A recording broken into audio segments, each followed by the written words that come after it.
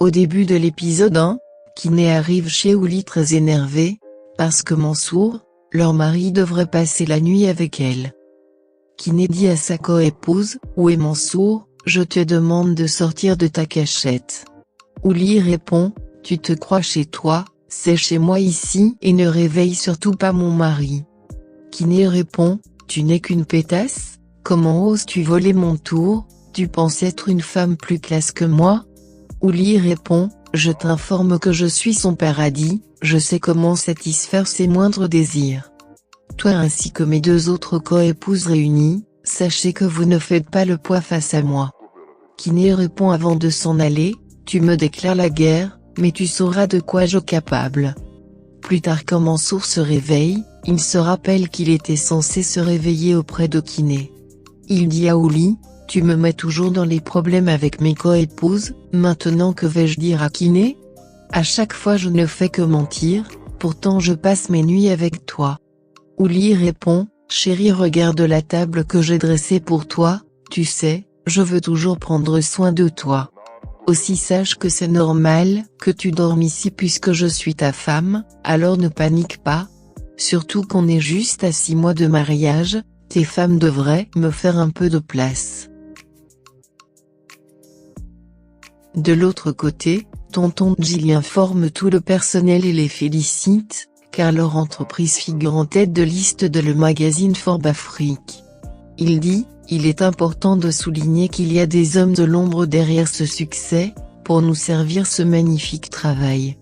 Cela fait 2 ans maintenant qu'il est parmi nous, et nous magnifions son professionnalisme et sa motivation, je veux parler de mon neveu, Pape Demba. Ainsi sachez que, suite à la décision des patrons de la boîte et des collaborateurs, nous avons jugé bon que Pape Demba soit le nouveau directeur administratif et financier de la boîte. Et ce soir il aura une fête à son honneur, tout le monde est invité. » À l'occasion de la fête des mères, Ouli et Pape Demba vont saluer Rama, leur mère. Quand Ouli arrive, elle trouve Pape Demba avec sa copine. Elle dit à son frère, « Tu as de la chance mon frère, ta copine est magnifique. » Pape Demba répond, « C'est plutôt elle qui a de la chance de sortir avec un beau mec comme moi. » Pendant qu'ils sont en train de discuter, Marie-Thérèse vient les trouver, faut dire qu'elle est un peu à l'écart de la fête des mères, car depuis toute petite, elle ressent toujours le vide de son père. Quand leur mère arrive, elle est heureuse que ses enfants se sont rassemblés à son honneur pour la fête des mères. Ouli lui dit, « C'est un jour spécial pour une personne exceptionnelle, maman sache que tu es la reine en ce jour, et tu mérites tous les honneurs. Tu es une bénédiction pour nous, et chaque enfant rêverait d'avoir une mère comme toi. » Pape Demba continue en disant, « Maman, nous te remercions sincèrement et te rendons hommage.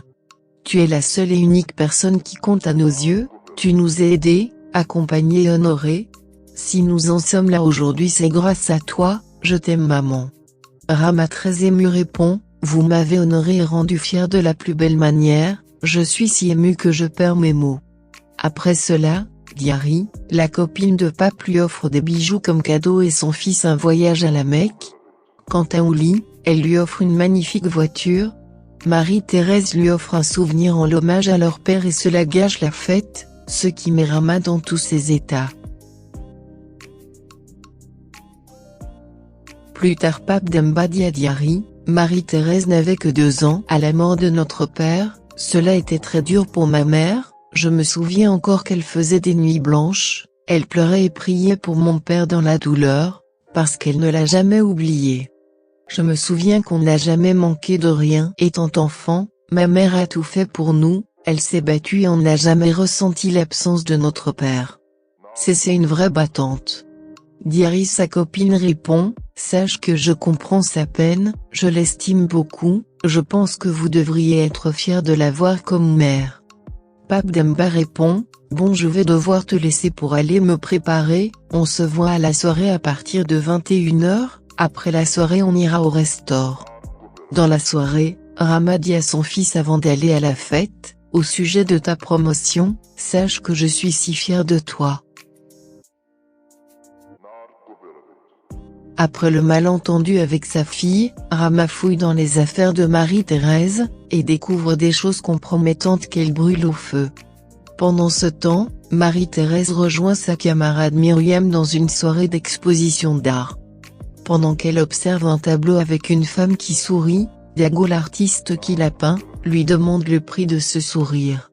Marie-Thérèse répond, « Un sourire n'a pas de prix, celui qui le donne une partie de son âme, et la personne à qui cela est destiné en prendra soin si elle connaît la valeur. » Dago répond, « Ce tableau est mon œuvre, j'ai même eu une proposition de 15 millions, et je sais que les offres vont augmenter, mais je vous le vendrai à 5 francs CFA. » Pendant ce temps, Pape Demba profite de sa soirée à l'honneur de sa promotion. Quand une danseuse vient se trémousser sur lui, il commence à nourrir des sentiments pour elle.